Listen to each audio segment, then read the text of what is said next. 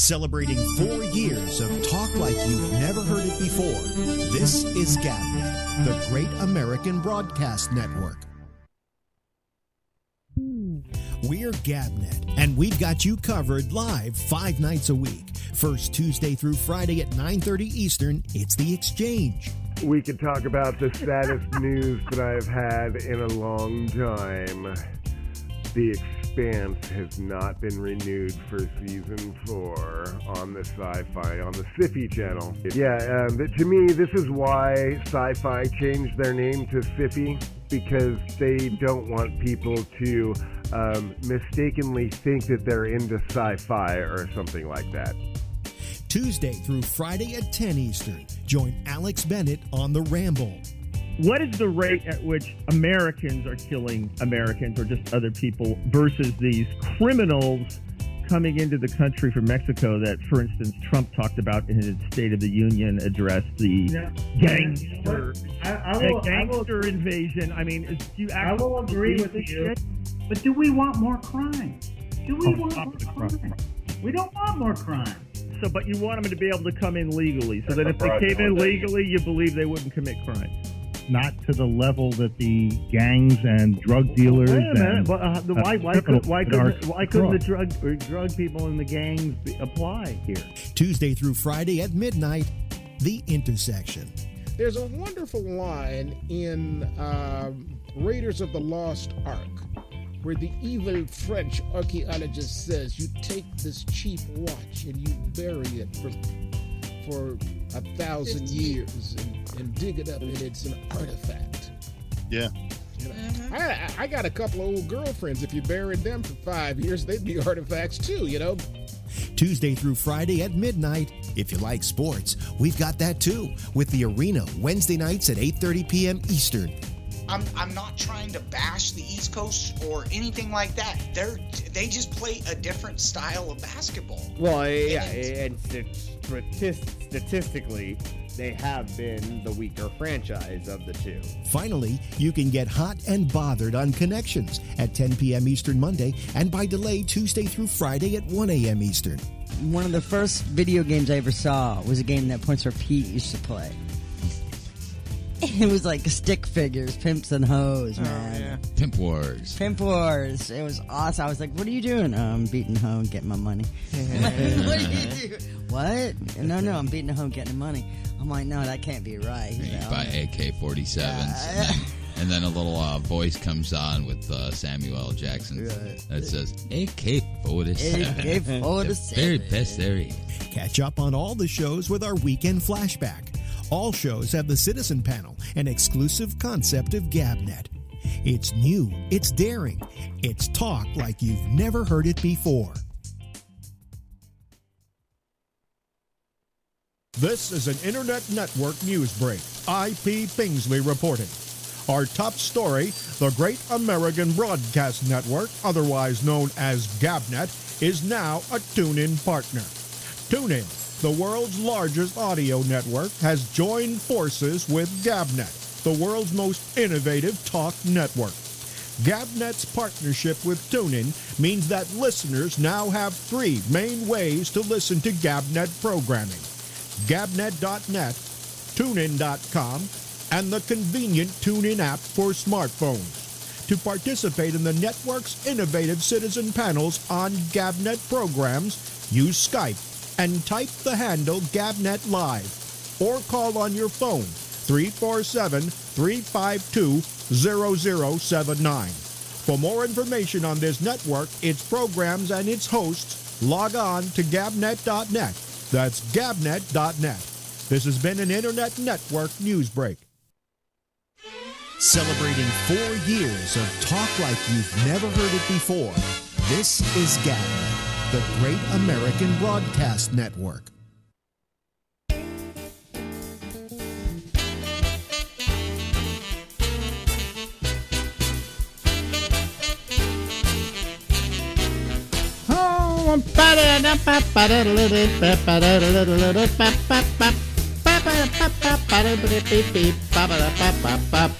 Show the host. Here I am. I'm the host of this mess, and I hope you'll be here for the next 2 hours. I don't know, 2 hours is a large slog for a lot of you. So I don't know. If you're driving in your car and you pick this thing up, just the audio version of it, which is available on gabnet.net. The audio version is available on iTunes. It's available on TuneIn. If you're in a car and you're driving like to work, maybe the 2 hours is worth the slog.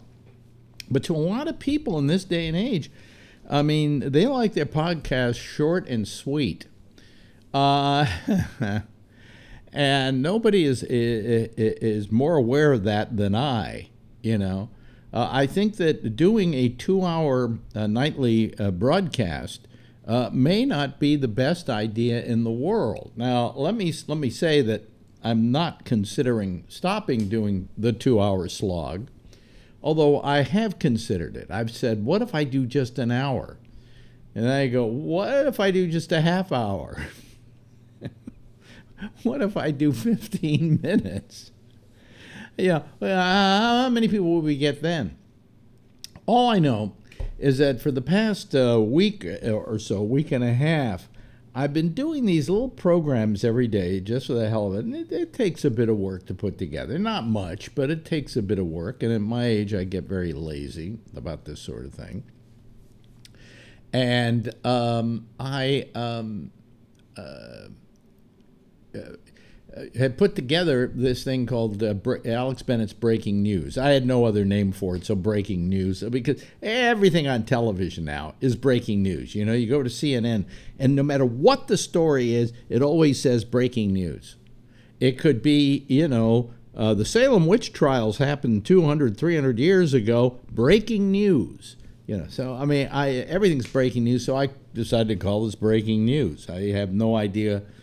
I couldn't come up with a better title. I could have called it Monty Python's Flying Circus or something, but I didn't do that. So anyway, I had to come up with a name, and that was the name for it. And all it is me reading news items that, that I've culled from the day's news that I feel maybe you might have missed, or you didn't, or you should know about, or you should know that these are like the main stories. And usually a lot of them I do the night before. Why do I do them the night before? Because nothing much changes overnight. News never happens at night. It happens in other countries because they're facing daytime at that point.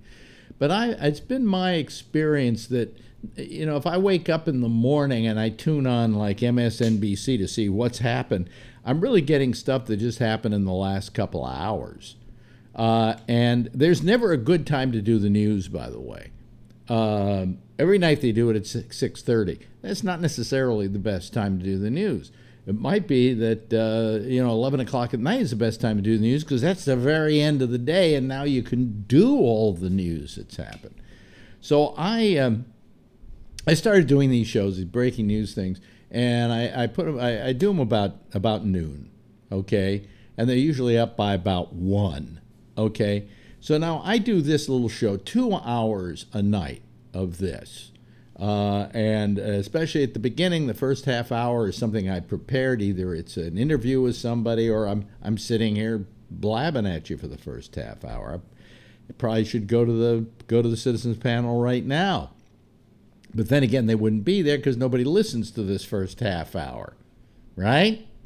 Be honest, you don't listen to the first half hour. All right? And that includes you, Phil. Well, sometimes Phil does.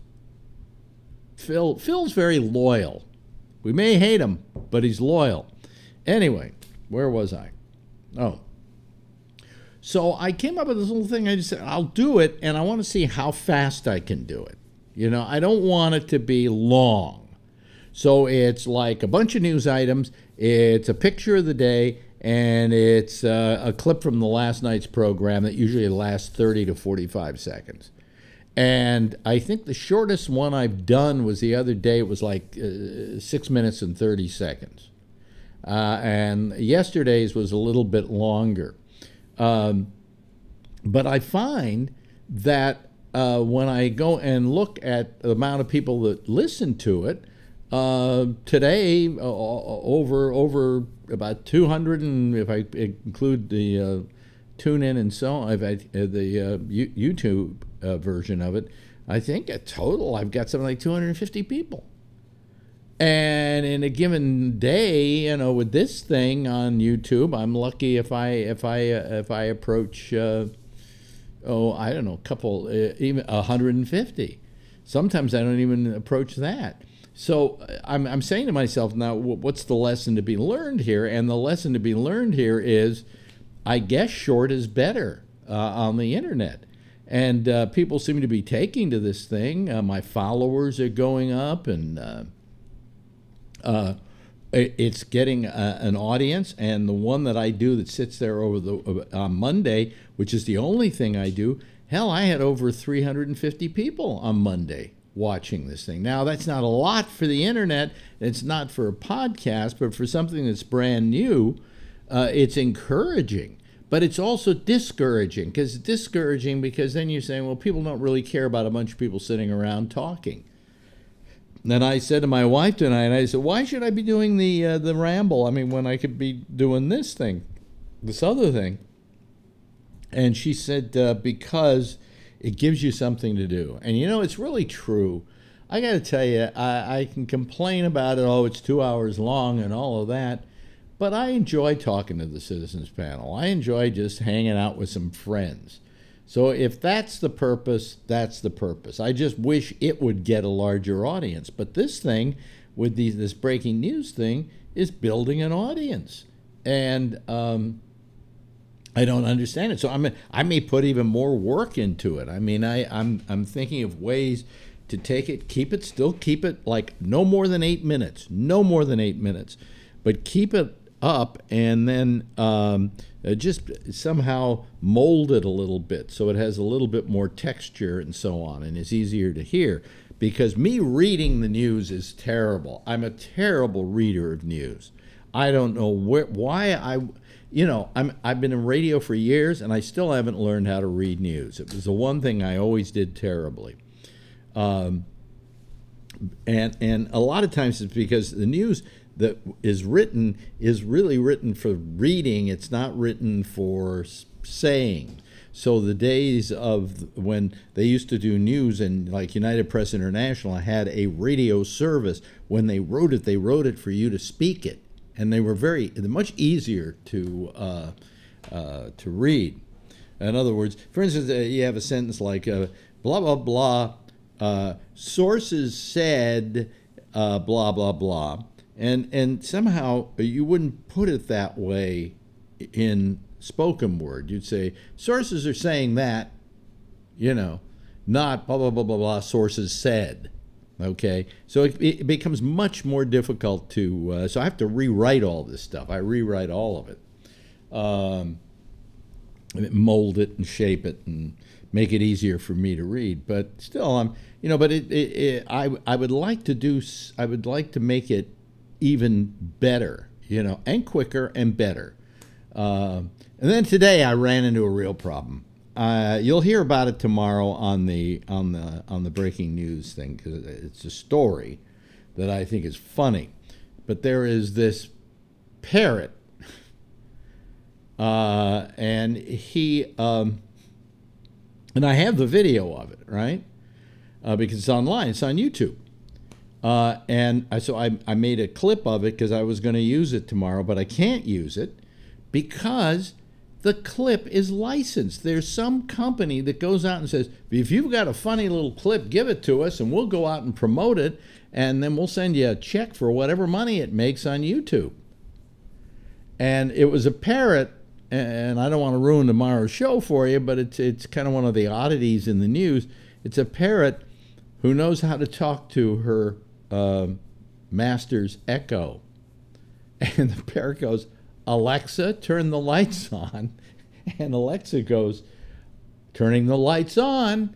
And it's a very funny clip. Well, I downloaded it, I cut it up so it was really tight. I said, I'll use that tomorrow as my clip instead of the Citizens Panel. And then I look, and it says licensed by, and there's this company that licenses YouTube clips. So I can't use it. And then I got on their site, and I signed up for it, and I said, let me know how much you want for this clip.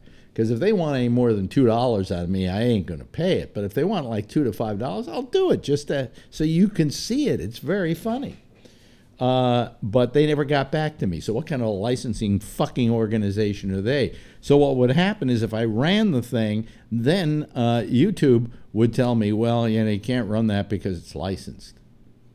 And you go, Jesus Christ, I mean, even all the stuff on YouTube is being glommed up by these little businesses who are licensing the stuff.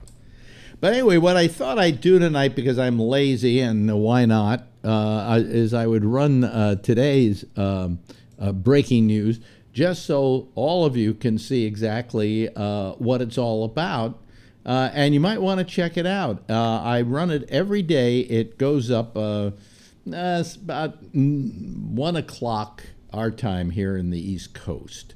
It goes up on my Facebook page, and it goes up on YouTube. It doesn't appear anywhere else. Oh, it's also on the Gabnet page as well, gabnet.net. I put it up in the thing up in the corner. And you might want to check it out. And I thought what I'd do for those of you who haven't is give you a sample of it. Now, this thing is, how long is it today? It's about 8 minutes and change. Okay? So, you can watch this and you get all the news you need to know, and a little bit of me being funny, and a funny picture, a very funny picture, and a funny clip, and then we're out and nobody gets hurt. Here we go. Hi, everybody. This is Newsbreak for May 17th, 2018, and I am Alex Bennett. And if you hear some noise next door, it's because they're doing some construction or something. But we'll try and get the news through to you. There's a lot of it to get to today, so let's get going. State-owned Chinese construction companies called MCC Group said last Thursday it had formalized plans to develop a theme park in Lido, Indonesia. What does this have to do with us? Hold on. The Trump Organization has existing licensing agreements for other components of the project, like a golf course, luxury hotel, residential development on these premises. What else does that have to do with us? Didn't the president just say he wanted to bail out the Chinese company ZTE? And isn't it interesting the Chinese government has invested $500 million into this Lido project? You be the judge. By the way, speaking of the president, he revealed his financial disclosure form and said that he reimbursed Michael Cohen for loans between $100,000 and $250,000. No word if some of that money was earmarked to pay off Stormy Daniels. While railing against California as a so-called sanctuary immigration state, President Donald Trump referred to some people who crossed the border as animals. Well, he was referring, to be honest with the president, he was referring to criminal groups that come across, but he still called them animals, and you are the president of the United States. You should choose your words wisely. Senate Intelligence Committee said Wednesday it believes the U.S. intelligence community assessment that Russia meddled in the 2016 presidential election to help President Donald Trump get elected was absolutely correct.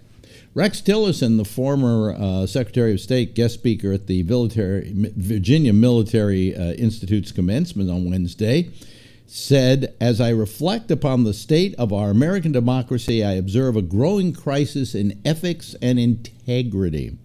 If our leaders seek to conceal the truth, or we as a people become accepting of alternative realities, we are no longer grounded in facts, and then, as American citizens, are on the pathway to relinquishing freedom."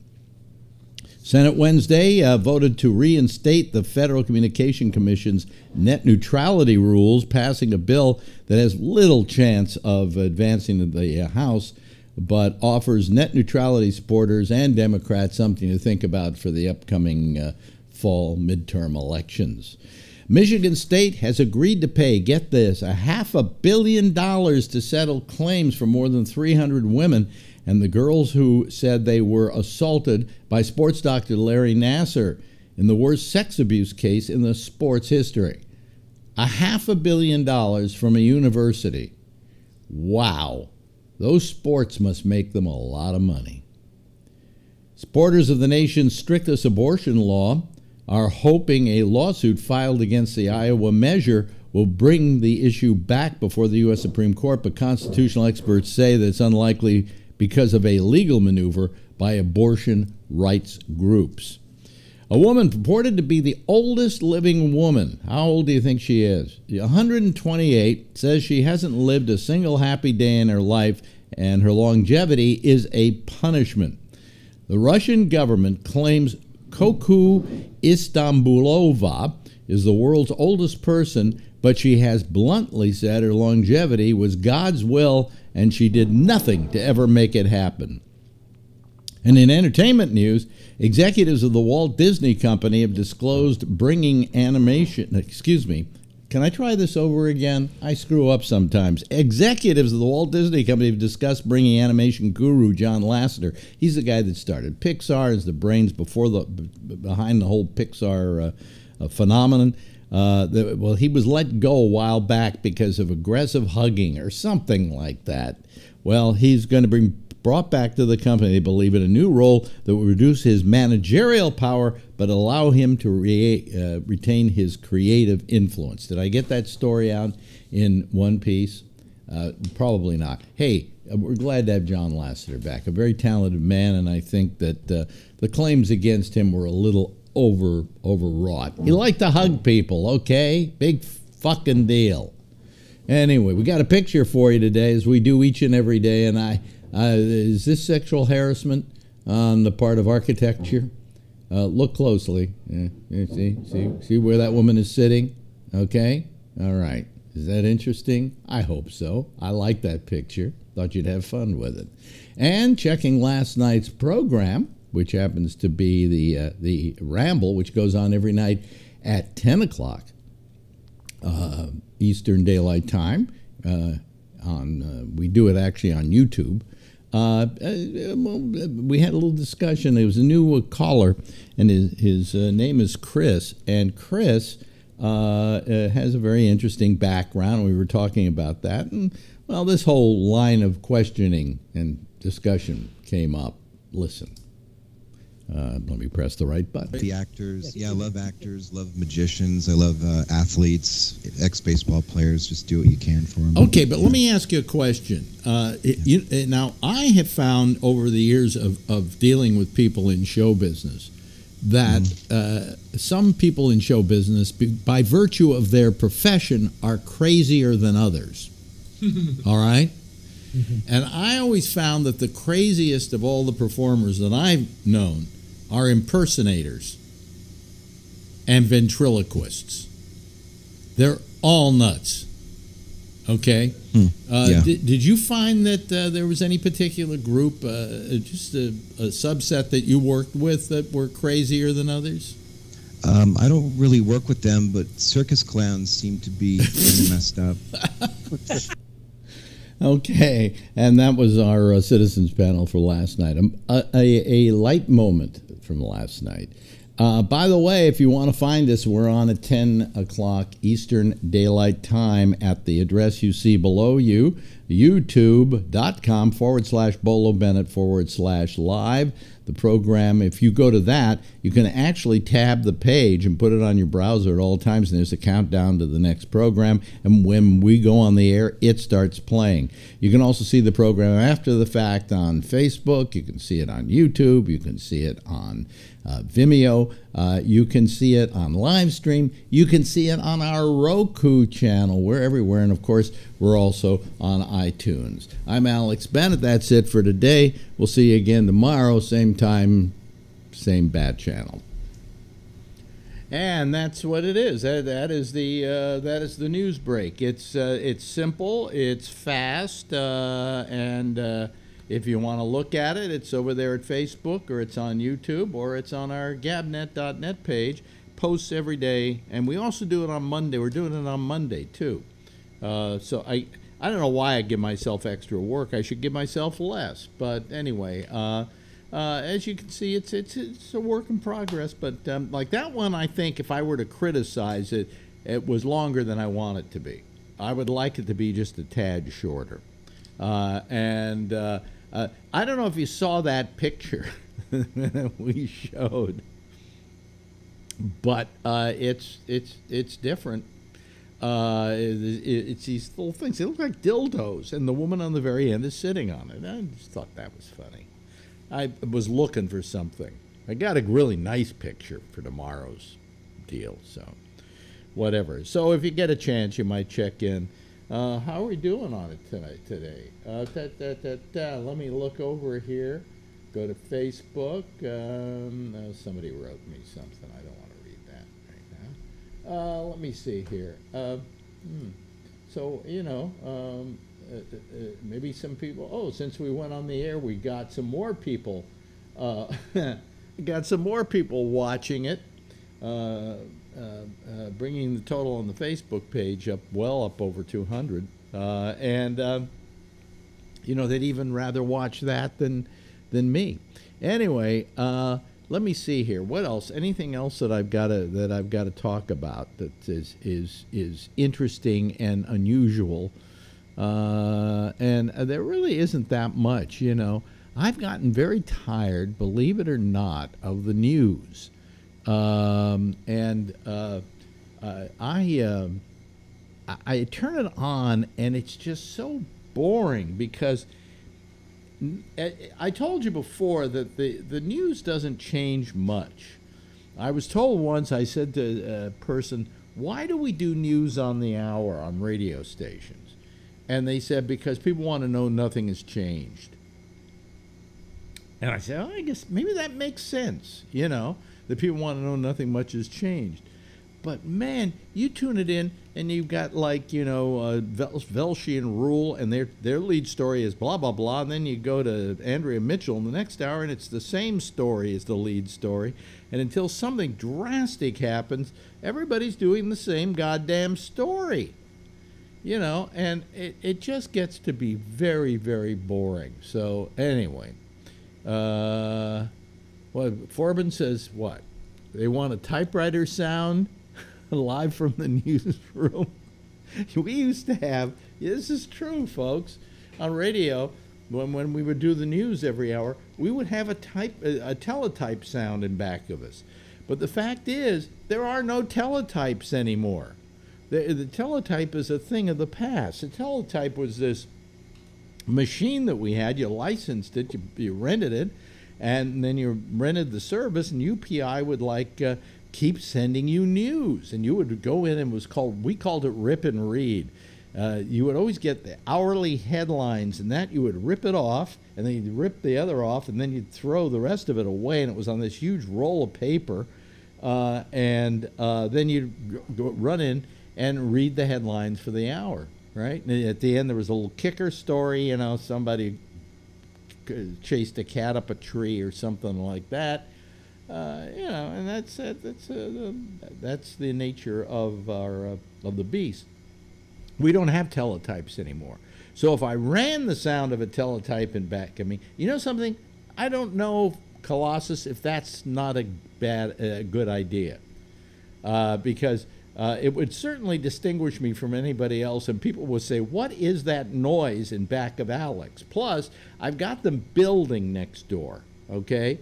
And while I was doing that thing, I had to do it in a pause between them hammering on the walls. Occasionally you could hear them hammering or doing something like that. And so if I had the teletype sound in back of me, I got to think about it. It might be an answer. Notice how Bennett Alex doesn't know we're alive. This is why people don't join the live stream. Alex does not understand YouTube live shows because he must not watch any. No, I don't watch any, but I do notice that you are chatting, but for me to read the chat, right, I got to turn my head like this and look at it. Oh, look, Billy Bob Joe Jackson says rerun, blah, blah, blah. Then the nice footage of early Walter Cronkite. He was the first news show to use a newsroom set with the writers around him. on and on. SG, is this live or Memorex? Well, hi, SG. I hope you called tonight. You were such a pain in the ass the other night. We love you. Analog is back, Alex. Millennials will dig it. Anyway, I can't read it because if I have to read it, it's really small to begin with, and then it's over here. All right. So if you want to talk amongst yourselves on the chat, talk amongst yourselves on the chat. Knock yourself out.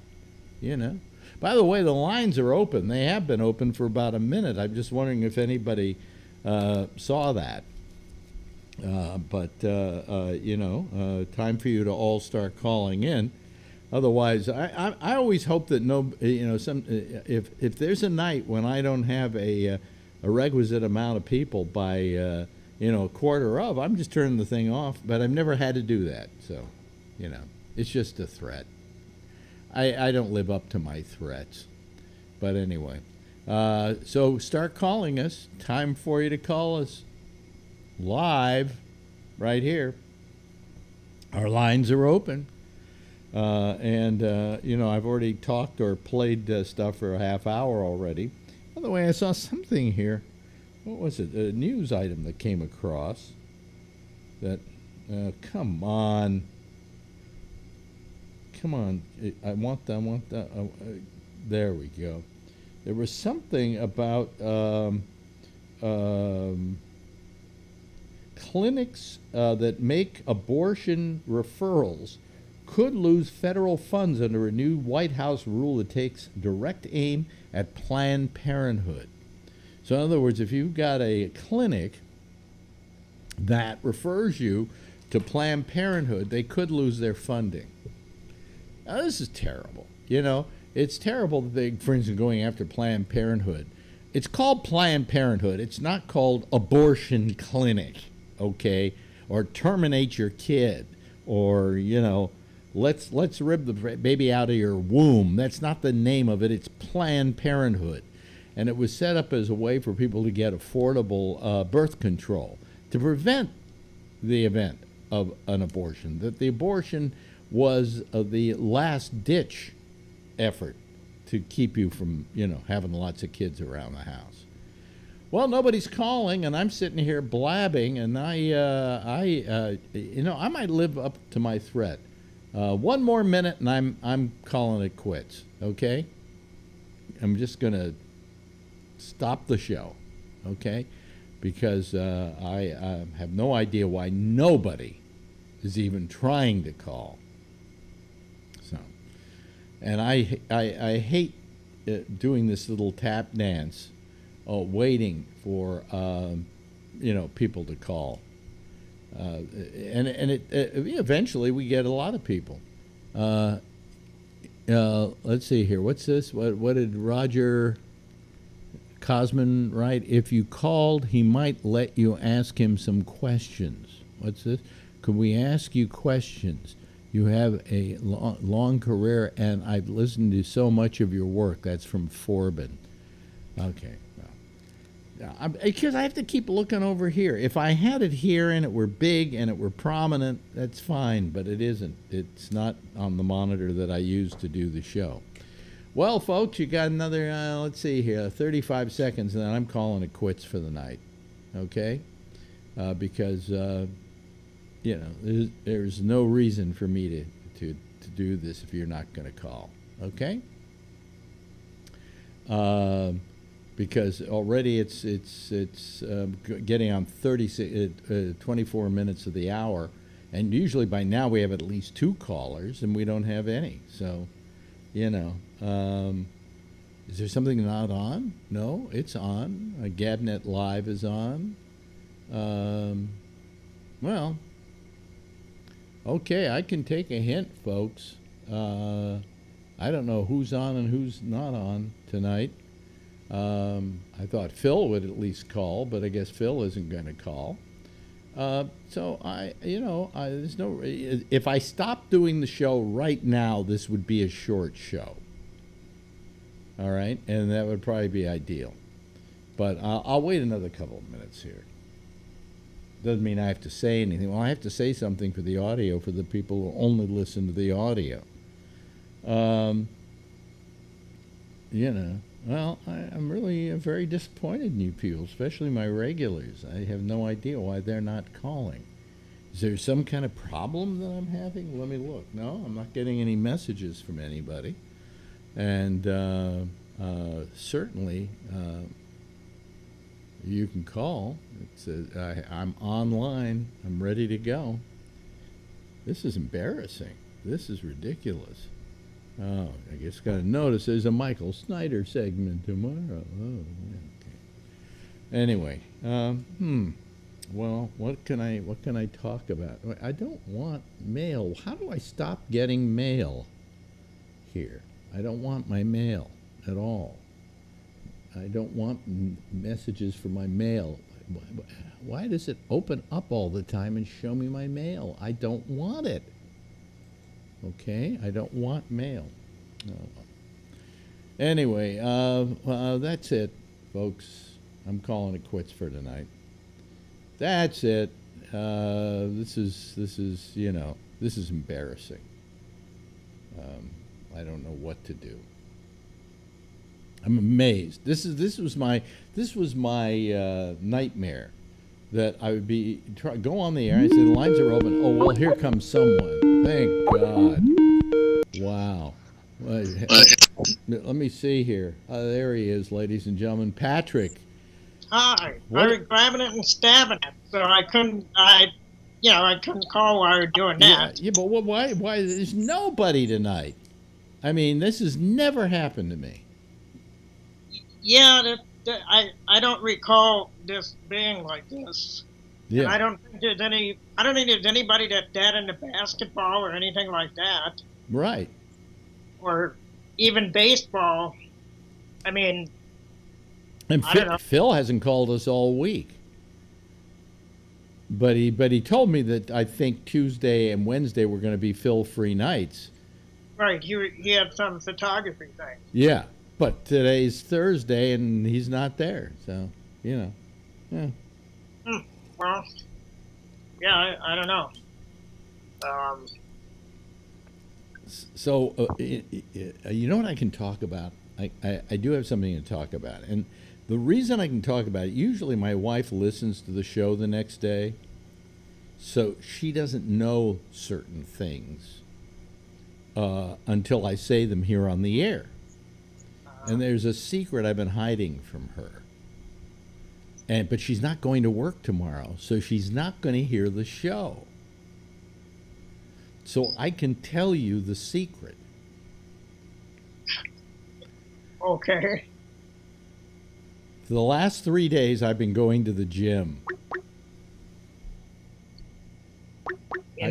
Actually inside the gym? I'm actually inside the gym. I'm on a cycle doing the thing. I'm up to doing 20 minutes. I did about 4 miles. Oh, really? Yeah. Hello, Renee. So Hello, did you just say you got on a treadmill? No, I didn't say a treadmill. Okay, I'm sorry. You said for my. No, Go ahead. no, on a bike.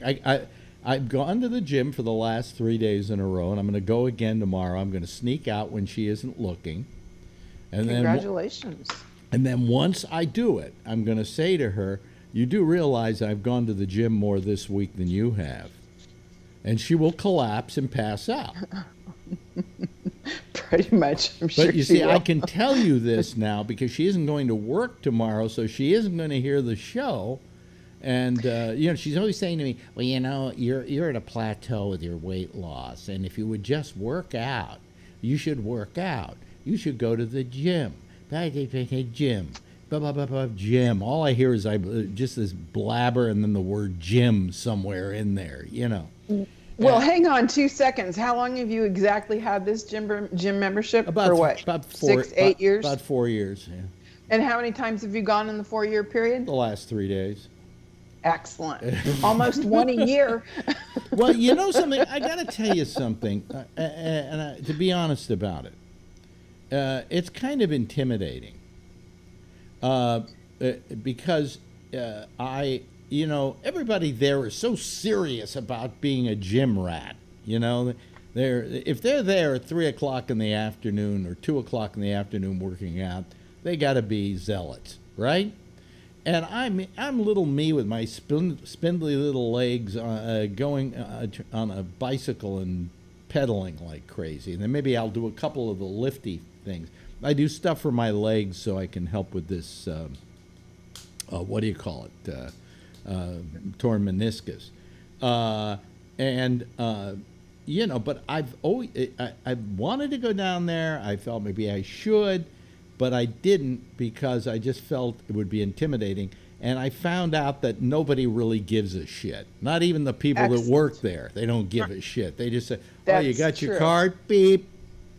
You know, by the way, do you have towels? You can buy them. Okay, how much? $5. Take one. Okay, I now own a towel. Is that what they are in New York City? Yeah, $5 for a towel. Shit. No, you not. I said, do I get to keep this? They said, oh no, that's yours. For $5, that's yours. You're buying an actual towel. I'm buying yeah, an they don't want it back. All right, that makes sense. But congratulations. So I have been doing yoga for 3 weeks, or actually a month now, in preparation to actually getting some cardio. And once I hit the 4-week mark, I'm going to go out and treat myself to something. What are you going to treat yourself to tomorrow when you hit your 4-day mark? Nothing. Nothing. Oh, come on, you should do something nice for yourself and like include what? Marjorie in it. Oh, I'll go out and buy myself a Cadillac. How's that? No. So because you're bounding and do something nice for wait a minute. Do something nice for Marjorie? Why? I'm the one doing the fucking working out because she's been nagging me into it for years now. Get her something? Bullshit. She should get me something. Yeah, no, you're not. Yeah. Oh, sure. Let me take Marjorie's side on this one. Anybody? But I found that I'm not pushing myself. You know, I go in there, I do 20 minutes on the bike, I do a couple of the other machines, and I get out of there. And I'm not setting any big goals for myself, just enough that, you know, I'm working out. And, you know, so 20 minutes on a bike, I break into a sweat. So, you know, I go, what is this moisture? I have no idea what this moisture is. Your cardiologist is loving this. No, my cardiologist doesn't give a shit. He just cares that I come once a year and give him some money, you know. Well, that you show up, Doctors I honestly believe doctors do not give a shit. I have a urologist. He doesn't give a shit. Come back and see me in 6 months. We need to check that pH thing, PFH thing or whatever, you know, and whatever. Hello, Phil. Speaking of prostates, where have you been? We've been waiting. I was embarrassingly sitting here waiting for people to call. You know, I forgot my Apple ID and I turned the damn computer off. But I wanted to welcome you in a New York fashion that you'd really enjoy. Fuck me, fuck you. Yeah. All right. You forgot your Apple ID? Yeah, you know, you can't use any of the usual suspects over and over. You know, you can't use it. So I went to change it, and then there must be 2 different email addresses in there with Apple. You know, my feeling about this is, and please slap me on the wrist if I'm wrong. If I want somebody to steal my stuff and don't care enough to change my password, then let me not have to change my password. And if I want to use the one I've been using forever, and don't tell me, well, you've used that before, now you have to change it to it. Fuck you. It's my password. It's my account. And if I want to have it compromised, that's my business. That's why, fuck me, fuck you. Yeah, exactly. Exactly. I actually have fucking one of my passwords. Where is it? It says about fucking time 2018. Yeah. That's one of my passwords because I just got so mad for years, about having to change it all the time. For years, the most common password was password, but now they've gotten into this whole deal about, you know, oh, you've got to be super secret with your password, and we're doing everything we can to prevent you from... Fuck you. I still get fucking big-titted broads on Facebook messaging me or wanting to be a friend when I go down one friend. You know, hookers coming at me. I have Facebook. You've gotten some, Phil, I'm sure. I got one from you, in which it said, you got to use this. This is really good. And it's from Phil. But Phil didn't send me anything. What's Facebook doing about that? Fuck my password. It could be password if I want it to be. Exactly. I agree. Hello, Rob. Hey there. What's going on? Rob, Yeah, are you still in Nashville? Yep. Yeah. There's downtown in the music area in Nashville, there's a couple of bars that have outside upstairs, where you can overlook the river and watch the river boats run up and down and drink your beer. And I've seen any of those yet? Not this trip. This has been captive. Are you mandatory? At the Opryland? Yeah, we're at the Opryland. We're at the Gaylord. Yeah, the Gaylord. You can get lost. We've had conventions there, and we still have members that have been lost for the last 14 years. It's huge. Place. And there's a river that runs through it. Yep. Yeah. Just even cool. a radio station there. Yeah, WSM. WSM is, I think that's the station that the Grand Ole Opry was on. That's right. Yeah. They have studios downstairs. Right. I don't remember seeing that, but they're glassed in. Yeah. But it's a very large. Yeah, but now WSM does the Grand Ole Opry, and they have an internet version of it that's 3 minutes long. See, now we're back to 3 minutes shorter than your 6. Yeah. I'm not going to be happy till I've got a 1 minute show. That's going to be my goal, a 1 minute show. Yes. So every woman just went, yeah, we know you like to keep it short. Well, you've got the 30-minute Marjorie. Now, it's going to be the 1 minute Alex. Only Patrick understood that joke. Why? Sorry, Patrick. That was good. That was good. It's just like, seriously, we want it longer, you want it shorter, but you want to brag about it being longer. I'm not getting into this discussion because it's so obvious about what you're talking about. You're talking about huge penises.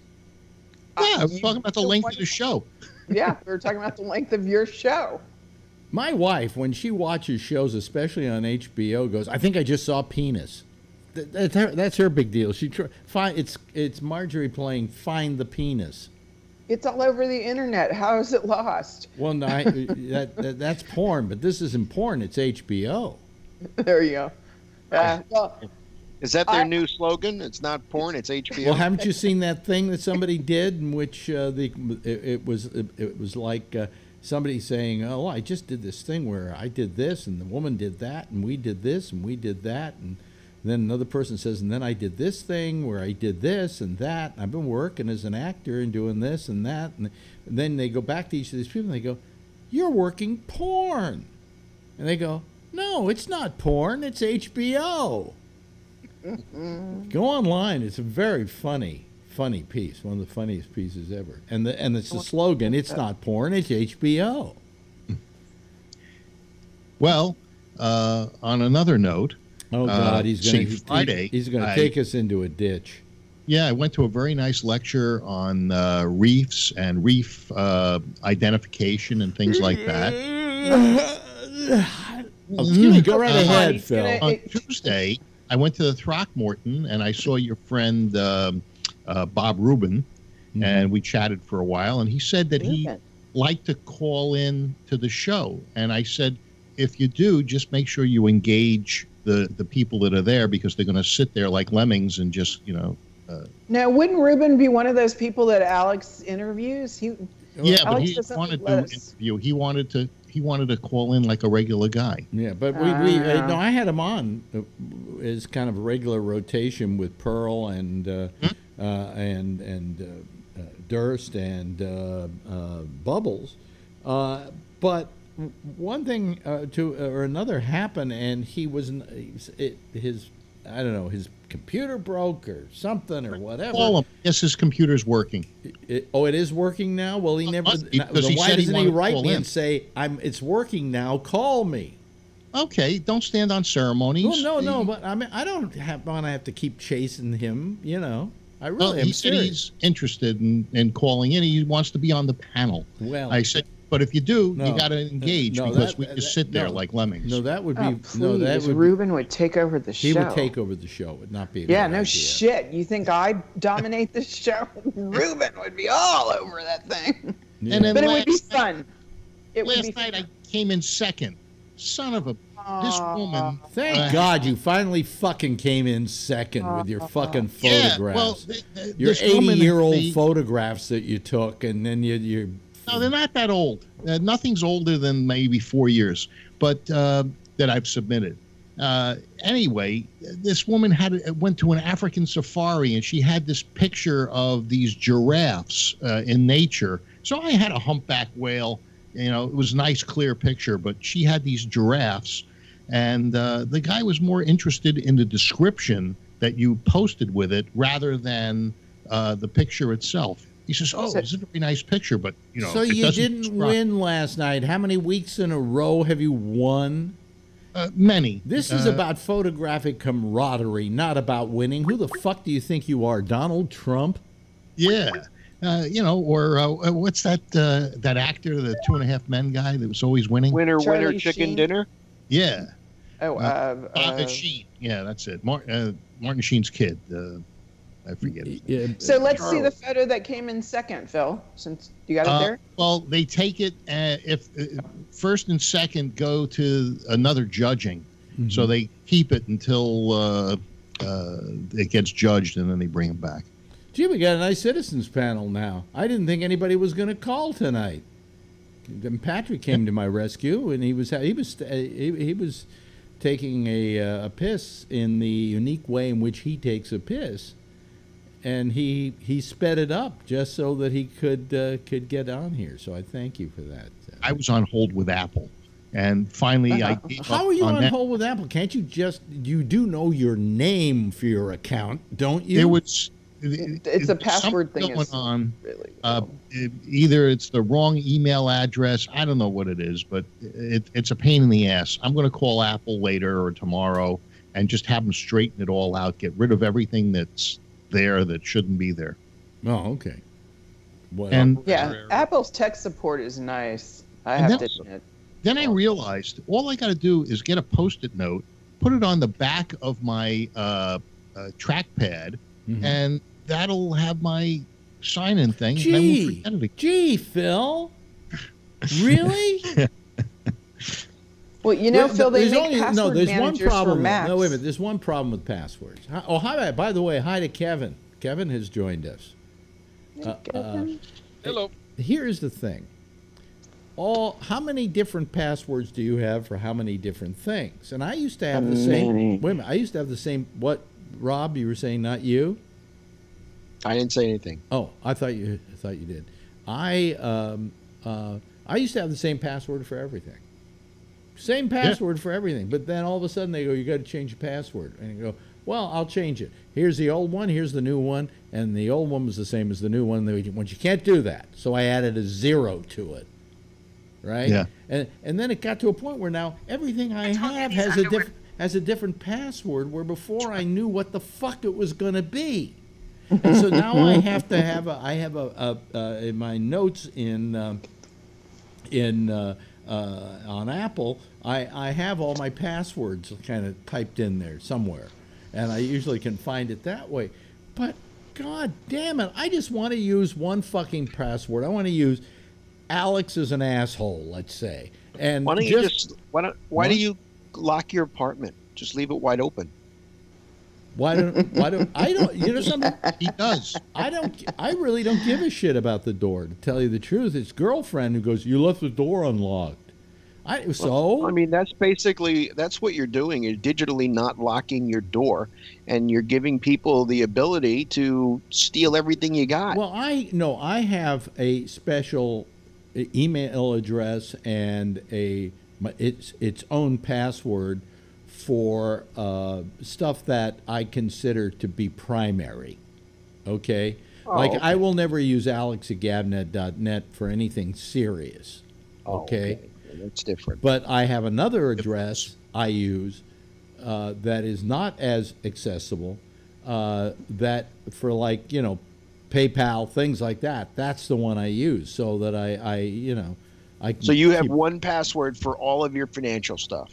So if it's on the dark web, everything is wide open to somebody, and if they get it and they know about you before you even realize it, they'll take everything you got. No, my PayPal, for instance, password and address are different than any of the other addresses and passwords.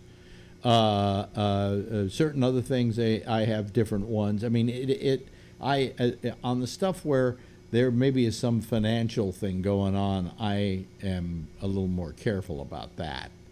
Alex, I'll just post your password on the chat so you don't have to worry about forgetting it. Yeah, my password is asshole74. Right. Hey, that's a good one. I have to write that down and save it. You know, it's probably being used by others. But passwords, you can use passwords other people use. Yeah, I know. You know, you could give me your password. I could use your password as my password. It wouldn't matter. I can't remember my password. Bosco.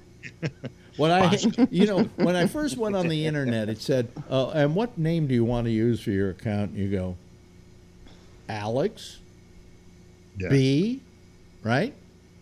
And they go, fine, thank you. Now, how many years later, I go Alex B, and they go, sorry, we already have that. Okay, Alex B, 40. Underscore. No, we already have that, 41. Would you like, 42, 43, 44? No, I mean, there's virtually no name you can use on the internet that isn't already being used. You know what I find? I find that I will go to a website and I'll say, oh, I'm going to sign up for this. And I go and I put in my email address or what I want to use as a username. Yeah. And I find out that I already have an account there. That happens to me so frequently that I didn't even remember that I had signed up for it. Yeah. So I mean, it's a pain in the ass. It really is. And I was guilty of turning off my computer, and because there was something on the screen, some Office thing that I couldn't get rid of, and because I couldn't remember the password for the Office thing, so I wanted to get rid of it, and it wouldn't go away. It kept asking me for the key number. It didn't like the key number that I had. I own Office 365 at the store, and I have like 10 abilities to that I could put it on 10 different computers, but I don't remember what the password was or the key and so anyway, this thing wouldn't go away. Well, Rob knew at least one of my passwords because he had to use it to go get the music, but now he has his own account because I'm paying the extra $49 a year to get 4 other people on there. So, well, you've shared over the years between me doing a show on Gabnet and audio blocks and stuff. You've shared a few different passwords, and they're not the most secure passwords. I mean, but they're also the situations in which they're going to be used are not places that I care whether somebody has the password or not, and if there is some kind of compromise, I just change the password and let all you guys know I've changed the password, like on Log Me In or something else. That's pretty simple, Rob, and actually we've never had a problem with it, so because nobody can remember any of the passwords. Nobody gives a shit about what we're doing here. Nobody wants to be me. Okay, should I feel insulted because nobody wants to steal my identity? Really, that's your problem for today? Yeah. I mean, is there a woman running around out there who feels a little insulted that Larry Nassar never tried to play around with her vagina? Yeah, I'd be surprised. Going, what's wrong with me that he didn't want to play around with my vagina? Yeah, we don't think that way. Yeah. Hey, Renee, I heard the volcano had a super eruption today. That's what the news said. Okay, number one, it wasn't a super eruption. No, that's stupid. Super. It doesn't matter. Believe it or not, since his prostate operation, that topic consumes him. Yeah, oh, the eruption. Okay. It's called it. I was thinking I about saw it on infection, CNN. not Phil, it eruption. was fake news. Yeah. So here's the deal. We had an ash eruption on the top of the volcano, which is what I've been calling the blowhole. What I didn't realize is just a mile south Maybe of that, that's what you call a blowhole, but I have something else I call a blowhole. It's the crater top. So a little bit further south from there, there's actually another area where it's all venting from too. And then it goes down to all the fissures closer to the water. So there's two. And last night or this morning, so what happened was this morning about 3:30, I started hearing helicopters over the house, or a flight pattern. For some strange reason, there was a flight pattern created. And I heard 4 or 5 helicopters and an airplane and all sorts of shit. And I'm like, okay, this is really strange. It's not whale season. It's not light outside. I don't know what's happening. So I started looking around, and it turns out that there was an ash plume. It went up to about the 30,000 foot mark. Right. And the reason why the helicopters were running this direction of the island is because the ash plume was chasing them. So that's why I got woken up, because they had a different flight pattern. But it's nice that it's doing this. This is not even the end, people. We don't even have an idea if we're even halfway there. So this is going to continue. And right now, everybody please ask the trade winds to come back, because right now, all of the ash and all of this stuff is being blown. And by the way, up if you haven't heard this program before, Renee calls us from Stockton, California. So there you go. Could have said Livermore. So our air quality is really bad at this point, but it's only really affecting this island in Maui. As soon as the trade winds kick in, which are supposed to be later tonight, you're not even going to know that we had a volcanic eruption again. Trades kick in around 1 o'clock. I've been watching it on TV, and there are people who live nearby, but not close enough to be in danger. Okay, so they're standing there looking out on their veranda at this wonderful thing of nature going on out there, the smoke and the lava and all of that. I think it's the sulfuric acid that... Well, yeah, but they're not even close enough to take in. You have to be pretty close to get the sulfuric acid. Shit's going up 30,000 feet. It's got to okay. Yeah, but it goes straight up and it comes down. To Jim. So before Jim wasn't, James from Hilo and his wife and all of his pugs weren't in trouble. They're not in trouble now. The problem is that because the trade winds won't kick in, some of the definitely the ash came his direction. Some of the sulfur, he's too far away to have gotten the sulfur. How close is James Lee to the event? He's about 20 miles, I thought. How much? It's about 30 miles, he said. I think he's not that close, but he's not that far. As a crow flies, he's pretty fucking close. As distance goes, driving to get to it, it's now how far are you in comparison as the crow flies? I'm really far. I'm on the other end of the island. Yeah. Now, are there any volcanoes out where you are that could go off? Yeah, Mauna Kea is. You know how I always turn the camera and say those are the observatories? Yeah. Yeah, that's still, that volcano is not extinct. That is an active Wait a minute, volcano. they built observatories on top of a volcano? Are they out of their fucking mind? 5. They built a geothermal plant on the one that's blowing up. Yeah, and did you see that, Kevin? So I was thinking about you on this. So what happened was somebody, I have no idea, we won't go into that conversation, built a geothermal plant in a zone 1 area, which to me is stupid.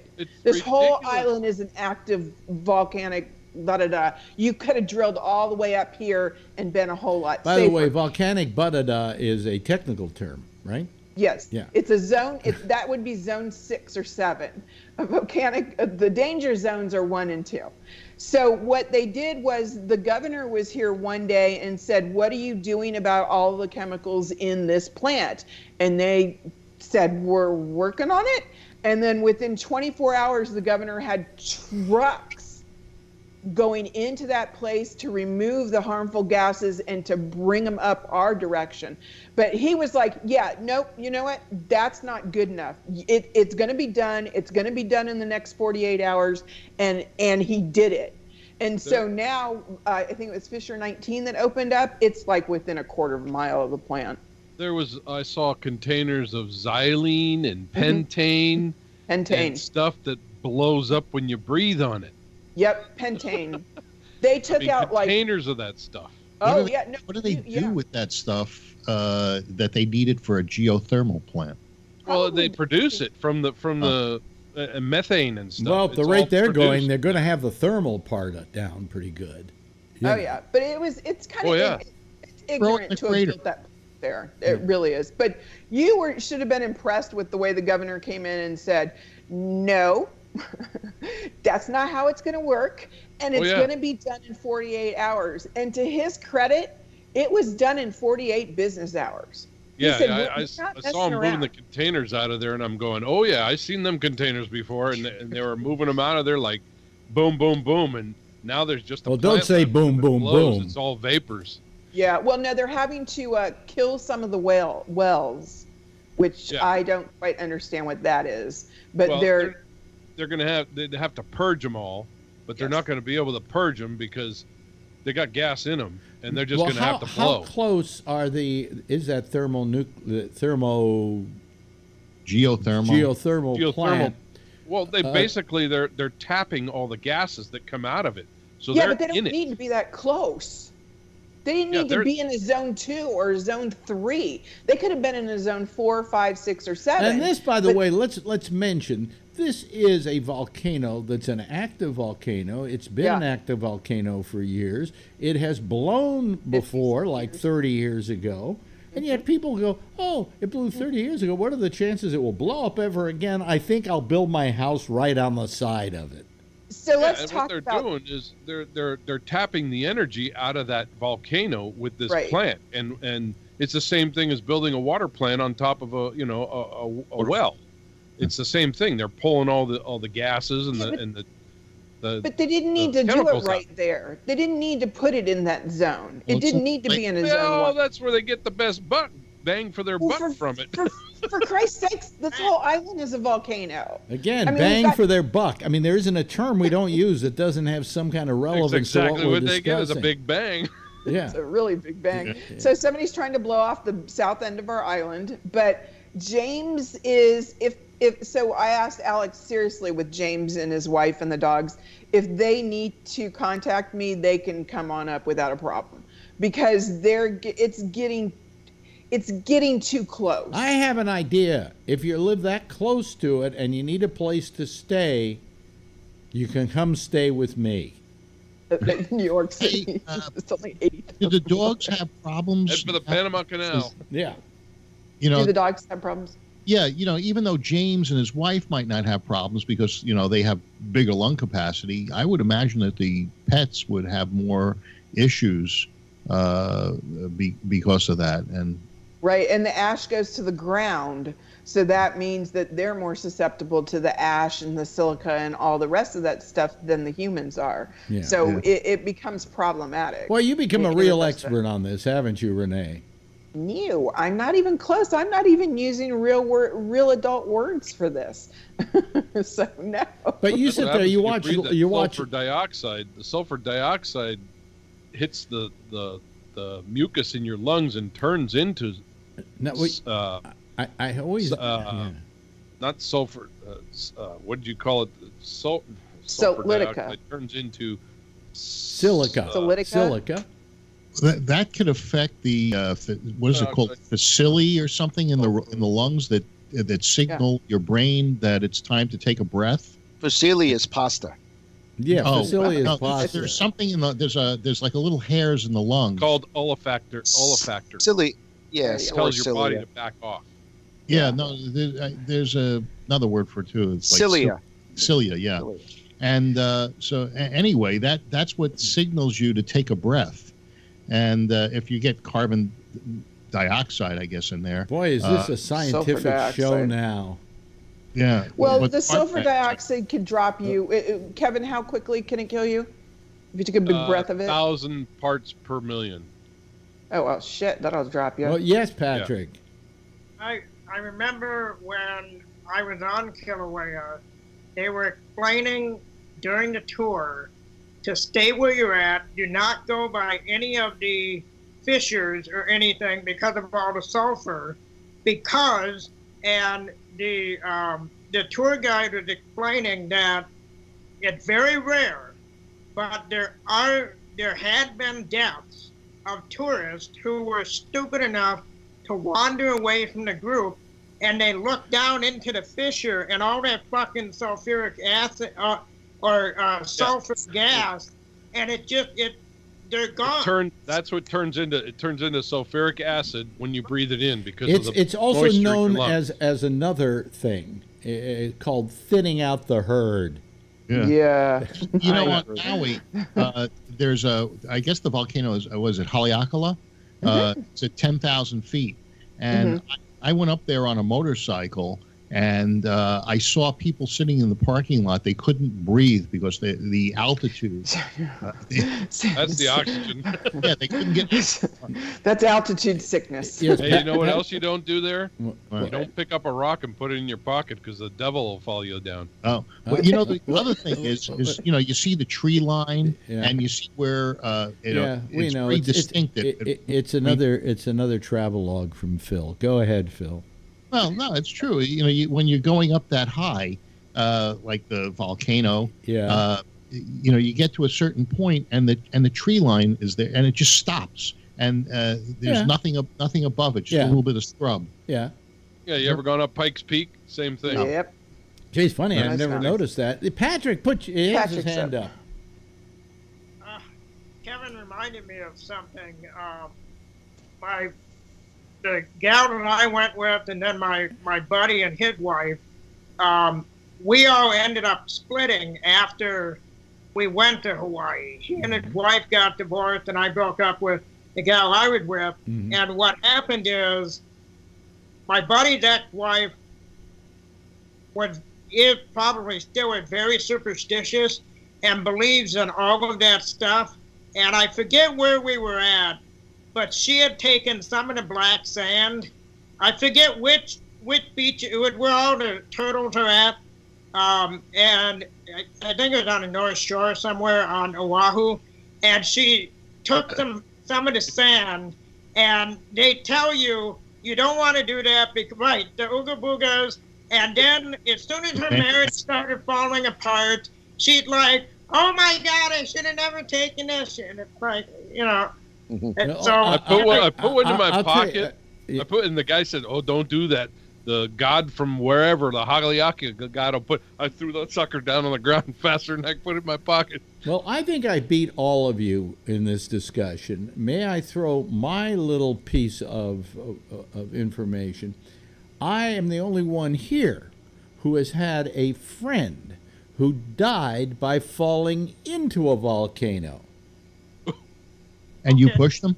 Huh? You pushed him? No. We don't know whether he jumped or whatever. His name was Doug Kenny. He was one of the guys that started the National Lampoon. And he died by falling into a volcano in Hawaii. Yeah. Yeah. You know, he was trying to get that really good photo, and he leaned over too far. They have no idea. They think he may have committed suicide. Really? They believe that was a possibility. But, you know, I know somebody who actually died from falling into a volcano. Now it wins. I win. Yep, you win. Well, his friend lost. Yeah. Did they get him out or just leave him? I don't know if they ever found him. If you have what is it? Is it Hulu? Yeah, they've got a documentary on the history of the National Lampoon, and the end of it is Doug Kenny falling into the volcano. I think they found his shoes up there or something, and that's why they knew he was there. But he wasn't there anymore. You know. Well, as soon as you said that, I keep thinking of Temple of Doom, where they lower those people down into the lava. Yeah. You know, I mean, I guess jumping, You know, I guess if you're looking for a guaranteed way to die, and very quickly, that would be it. That would do it. That would do it. Well, I could put a gun in my mouth or do a carbon dioxide poisoning, but hell, that's pretty much a guarantee right there. I mean, jumping off the Brooklyn Bridge isn't even a guarantee. You're right. San Francisco. Oh, I know. Well, again, as long as we're having this discussion, I'm probably the only guy here that knows somebody who jumped off the Brooklyn Bridge. His name was Thule Kupferberg. He was one of a group called the Fugs. He was also a poet here in New York City. And Thule always used to like to tell me the story about the day he was so depressed he went out to the Brooklyn Bridge and he jumped. And I said, what happened? Well, obviously he didn't die. He says, I landed in the water and I found out I was still alive. I said, so what did you do? He says, I swam to shore and went home. You know, knowing you might be fatal. Huh? Knowing you might be fatal. Yeah, it could be. It could be. I'm the reason for many suicides. Yeah. I would think that I would leave that distinction to you, Phil, because you're enough to make anybody want to, you know.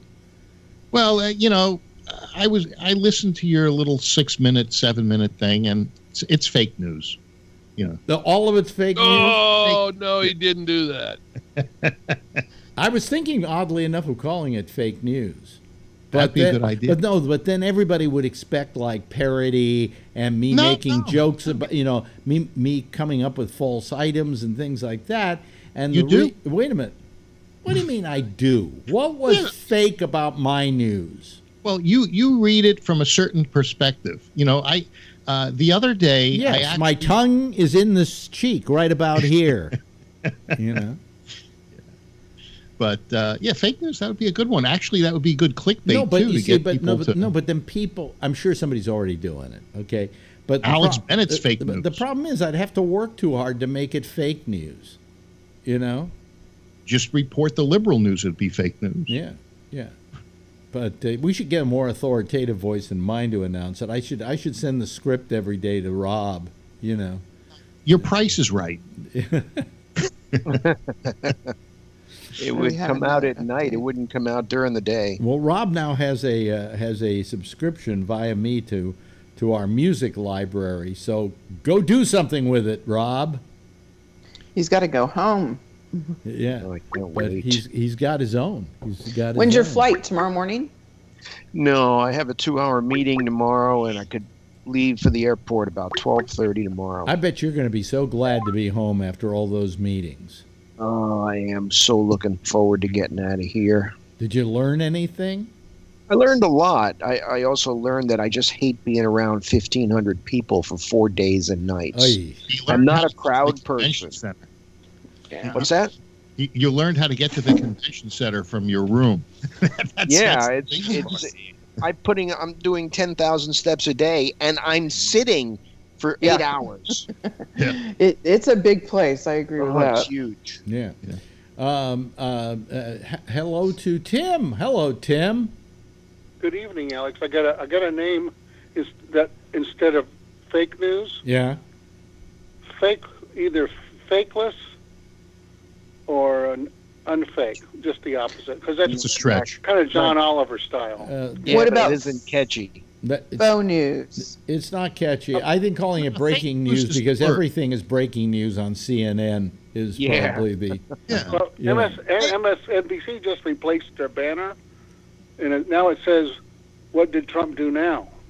Well, there you go. Wait a minute. I have an item on tomorrow's. Tomorrow, I probably shouldn't ruin it for everybody, but I have a quick item on tomorrow's breaking news, and this is worth questioning. They've finally over at Fox gotten somebody to be the head of Fox News.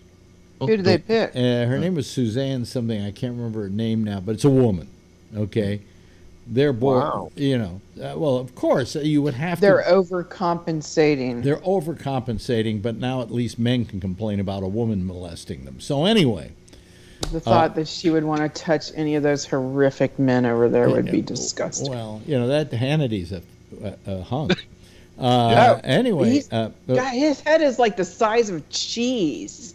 Have you seen that? Yeah, it does look like it's a block of cheese. Yeah, you're right. But anyway, she is going to be in charge of matriculating or changing Fox News into the new Fox News. Whatever that is going to be. I have no idea, but they are actually formulating a plan for a new Fox News. They're going to call it Foxy News. Oh. Yeah. But I have no idea what new Fox is going to be. It's probably like new Coke, and then eventually they'll go back to the regular Fox. It'll be good for a minute and all fizz out. Yes, Patrick. Yeah, but I told you guys a couple weeks ago their tagline had changed now to real news and real opinions. Yeah, I heard that. They're already admitting that they do report news, but they're an opinion-based organization. So that's probably where they're going to continue on that path, where they will report, but it's just like Rush Limbaugh. I mean, he'll report real news, but after he does that, it's his opinion. Well, I mean, to begin with, all of these networks at night are really opinion shows. Hannity is an opinion show. And he says, I'm not a newsman, and he's not. He's an opinion guy.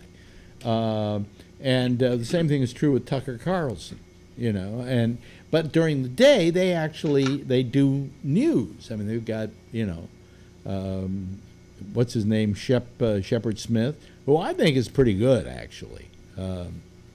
All the men on Fox are creepy. No, Shepard Smith isn't creepy. And Shepard is maybe the one exception. Brett Baer isn't creepy. I agree with him. He's the only. Yeah, but all the women are hot as shit.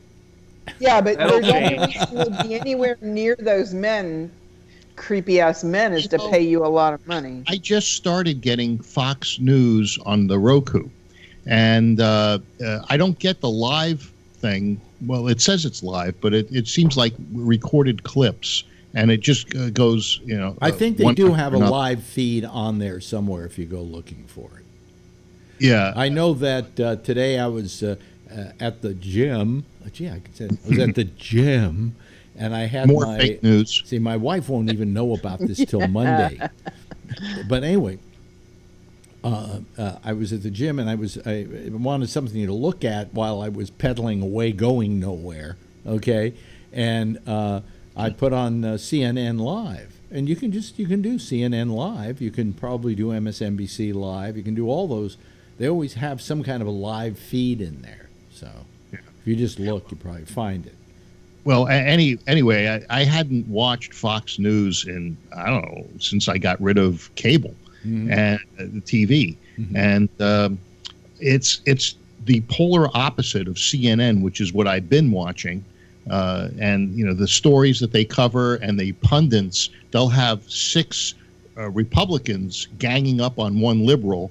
And as in comparison to CNN or CBS, where they have one Republican being ganged up on 10 by 10. Actually, I find that if we're going to talk about dishonesty, okay, I think most of the people here would agree that Fox is pretty dishonest. I mean, it's slanted news. Okay. Well, it's slanted. Okay, but wait a minute. Let me finish. Let me finish what I'm saying, Phil. Please, I'm trying to make a point here. But I find MSNBC just as slanted the other way. I want something that isn't slanted. Give me a newscast that isn't slanted. The thing about Fox that aggravates me is, okay, we know they're slanted, but the term fair and balanced is not. That guy's gone. Yeah, supposedly that's gone. Yeah, but they use that for, 20 years. Alex, so now for 6 months they're not using it, but they used it for 20 years and they were anything but balanced. Hey, Alex is still and everybody thinks that. Let me disagree with you to a certain extent, Rob. And what's that? I'm going to disagree with you to this extent. It has not been my experience, because when I used to go over to Fox to do a show and to be one of the and usually you would think, and I often said, going over as a liberal over there was like lambs to the slaughter, In fact, I had a makeup woman putting makeup on me one day, and she says, "So which way do you go, right or left?" And I said, "I go to the left." She says, "Lots of luck." This is a makeup woman. But whenever I did a show, I found they were very fair to me. Fair, and what do you mean by fair? You mean they were nice to you? They were nice. They allowed me my opinion. They didn't berate my opinion. They disagreed. Yeah, but you were on me. with the same guy all the time, right? No. That's when I was on over at MSNBC with Tucker Carlson every Friday. That was a different story altogether. And Tucker was very good to me. And Tucker was, as you know, a right winger. Yeah. Last summer, when we were watching all of the hearings going on with deputy, the FBI, what's his name? All of those things. Fox News doesn't carry them. So how is that? How is that not?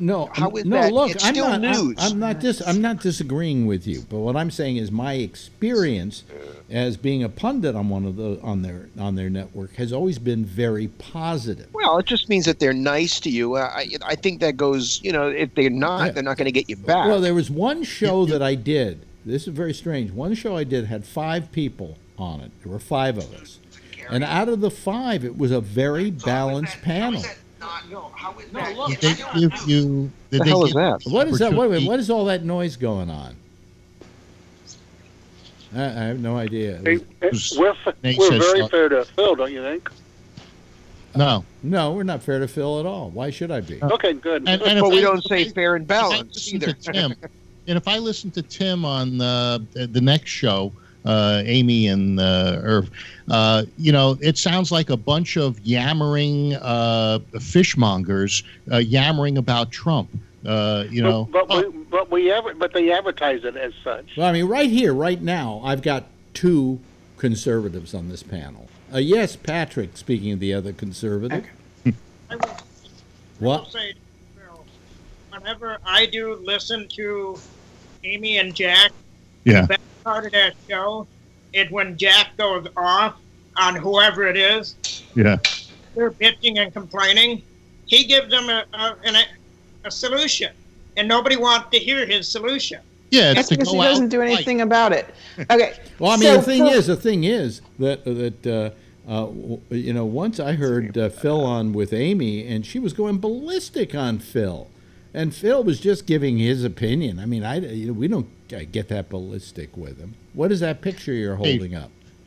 So I put this on Gabnet before. This is an actual chart that can be found at mediabiaschart.com. This is the ranking of all of our media, so whether it's conservative or liberal, and the biases and how often they're correct. So just so that you can't read it really quickly, but from here down, it's shit. So the only people you want are the people up here. Yeah, who did the chart, and who's at the top? The top is AP, Reuters, AFP, Bloomberg, and then NBC, ABC, CBS. Below the line. That's their network newscast, not their cable news. The top of the line is AP, Reuters, Bloomberg, and AFP. Yeah, okay, I agree with that. The next group of people that aren't as good are fact-based. Politico, NPR, BBC, New York Times, the Christian Science Monitor, the Wall Street Journal. Who's at the bottom? The bottom, Breitbart, Newsmax, InfoWars, WorldTruth.tv, the Inquirer. On the left side of that are great places like Palmer Report, Occupy Democrats, Daily Chaos, New Republic, and then I want you to know CNN is on the top part of the chart, but Huffington Post is not in the good section. Yeah, because they've got an agenda. So go to that and look it up. But I've posted this a few times, and this is a 2018 list. So when I talk to you about how I don't like Fox, it isn't because it's Fox. I don't like anything that's under the line of It's entertainment. No, it's not. I just want news. No, I want facts. I want when news. They say it's news, then you have to accept it for its value as news and not as entertainment, Phil. No, yes, Patrick. Yeah. Well, no, InfoWars and some of the other Breitbart and some of the other things. That's not legitimate news. No, it's not. They pass themselves off as news. Go over to news. So does CNN. Go over to Newsmax and you'll see that they think they're news. Yes, Patrick. I was just going to mention about InfoWars with Alex Jones. I mean, the fact that they would even put them on that chart at the bottom legitimizes them. What's wrong with Alex Jones? They're reaching. Right. This little teeny corner. Well, I think part of the problem with that, why they're listed on there, is because there are really people out there who believe those are news sources. Exactly. There's people that believe that son of a bitch. Is that what's the Glenn Beck one? Is that the Blaze or something? The Blaze. Is that in the bottom right? Yeah, the Blaze is down here near Breitbart. So down in this cluster. There's dog people out in the forest. Wait till you see where Sinclair Broadcasting falls in. Oh my God, falls in. I don't think they're in. No. Next year it'll like or Salem. Tim. Yeah. So Tim was trying to say something, and since we never can see him and he never raises his hand, I have to kind of defer to him. Yes, Tim. The name for your new show. What the heck is wrong with Alex Jones? There's your show every night. Yeah, well, yeah. You need to be a psychiatrist for that. Yeah. I mean, I think by even mentioning Alex Jones, we give him more credit than he's due. Right. I mean, the guy has, if you think about it, no real credibility, but yet there are people, when they see it on TV, they will use something Alex Jones said and say to their friend, well, I heard that blah, blah, blah. And they say, where'd you hear that? And they say, I heard it somewhere on TV. Alex Jones, on his own admission, said he was an entertainer and not. Well, he was doing that when his wife was suing him. That was his excuse for why he was saying nasty things about her on the air. Yes, Renee. So, does anybody here? Because I dabble sometime in the Christian Science Monitor, but does anybody read the National Review or the Weekly Standard or the Washington Times? No. I read the Washington Times. You do? Okay. Because that's the bottom of acceptable for that side. Well, and we have a whole cluster of fuck-ups in that area. We got Democracy Now!, The Intercept, The Slate, Daily Beast, Vanity Fair, Mother Jones. Is that down towards the bottom? Is that down? No, that's smack in the middle with their national, or with their American Conservative and the Washington Times. Oh, okay. Now, I don't know if the guy is still a publisher of the Washington Times. I think he was named Armistead or something like that. And he was, I don't know that he was even conservative. I thought he was a fair conservative paper. I know the paper's conservative. It's a conservative paper. And it was owned by Sung Young Moon, the Korean guy that had the cult. The cult, yeah, exactly. But he had no input into the editorial life of the Washington Times. Okay. And I actually used to get the printed one years ago in the 80s when it was available. Yeah. I only read the Beacon. Yeah. Well, I mean, where we get our news is, I'll tell you something. I got to tell you something. It hit me the other day, and I don't know how to articulate this. I mean, it's strange because I'm in the business of using my verbiage to get points across. But I was thinking about the way this country is divided and how people are so dogmatic about their side. And that I thought that, what with elections coming up and everything, a lot of these politicians are trying to keep their base happy. Now, I think the fact that their base expects their politician to keep them happy is one of the reasons we're in the trouble we're in right now. Does that make sense, what I'm saying? In other words, you should say, okay, we elected you. Now, we elected you to do what you think is best. And if you do something I disagree with, it doesn't mean I'm not going to vote for you again next time. Does that make sense? And that we need to be, and the worst at this are liberals, okay? The conservatives have always been dogmatic. But the liberals, except for Patrick, the liberals are always like, well, I'm not going to vote for them because he didn't like such and such, you know. Well, you know, I mean, if these guys have to spend their whole time, especially at election time, worrying about what the base at home is going to think, then they're not going to be able to vote their conscience. And no, hold on. We want reality. them to vote the way we want them. We don't give a fuck what their conscience Well, is. yeah, but that's... We didn't put them there for their conscience. But that's the reason they're voting so badly, is because they're voting how they think you want them to vote.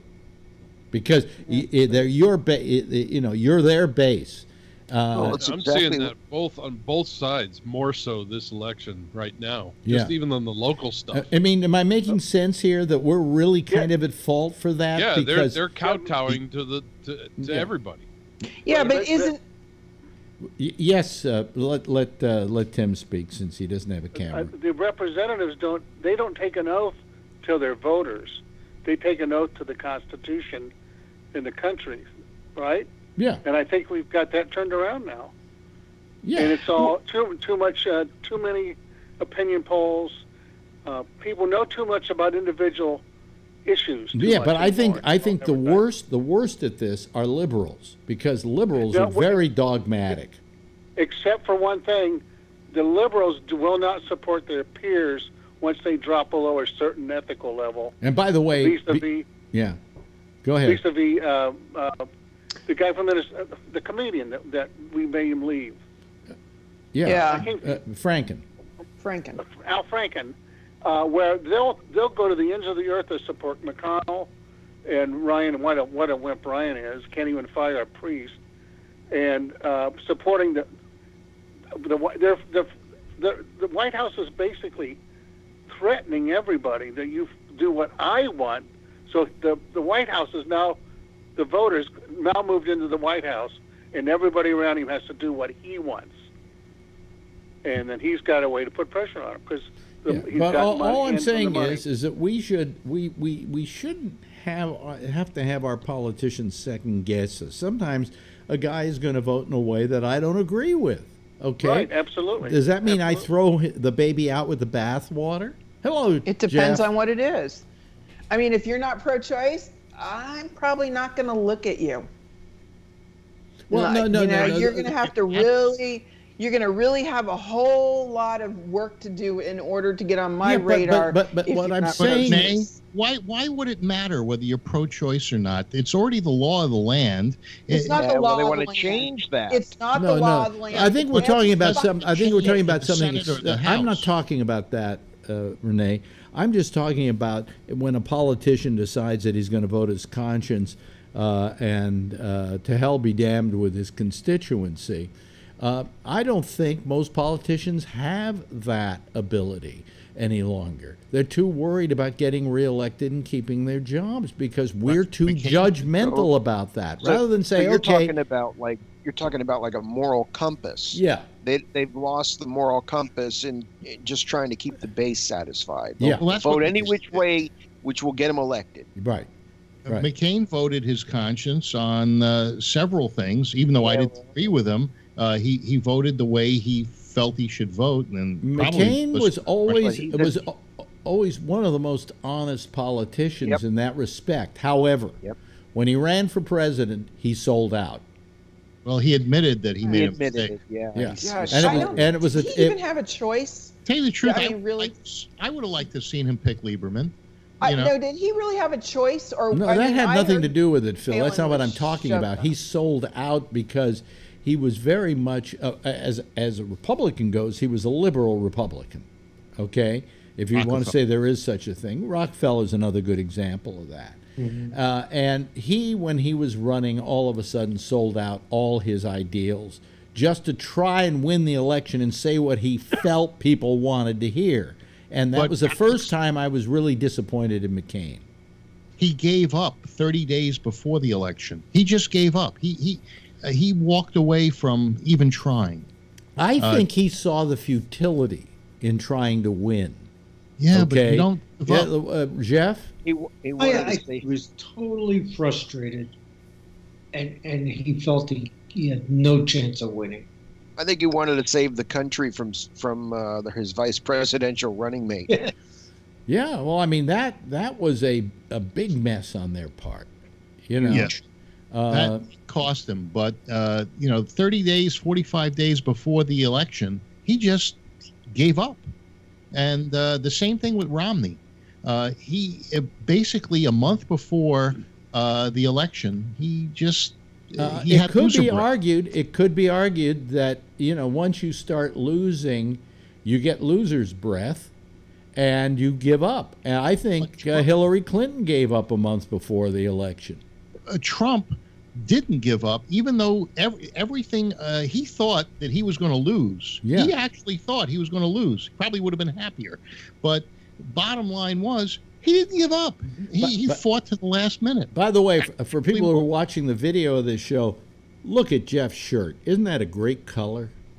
He looks good in coral. Yeah, that's a great color. That's terrific. Yeah. But all I'm saying is that I think we're too dogmatic about our politicians, and we should say to them, look, we understand you got to vote your conscience, and that's we admire that more than voting to make me happy and to say what I want to hear. But aren't they supposed to represent the people that their constituents? Only in the respect that their job is to bring back the pork. Now, the guy from Vermont, what's his name? Wait a minute. Do you notice Patrick has his hand Bernie. up? Patrick let has me his make this hand one up. point. Bernie Sanders voted for Second Amendment gun rights because his constituents in Vermont were for Second Amendment, even though he personally is most likely against it. So did Bernie Sanders do the right thing? No, Bernie Sanders did exactly the right thing. He voted the conscience of his constituency and the needs of his constituency. That's right. Not his conscience. But what I'm saying is that we have a tendency to be too dogmatic in our politics, about our politicians, and anytime they stray, even slightly stray, oh, I don't want to vote for him. Oh, I hate him. And we're to blame for a lot of this. Let's not blame the congressmen and senators, because we're the ones that vote for the congressmen and senators. Patrick's had his hand up forever, and God knows there's enough in his body that isn't working. I don't want that to freeze up. Go ahead, Patrick. Well, I disagree with you on Hillary giving up, because I think her giving up was she assumed that she was going to win. Right. So that's why she kind of let everything slide, because there was just an assumption. And I think everybody here thought she was going to win. I don't think there was one person that I would have talked to or could have heard the sound of my voice on your show that would have said she was going to lose. Yeah. So I don't think she had loser's breath. I think she had winner's breath early.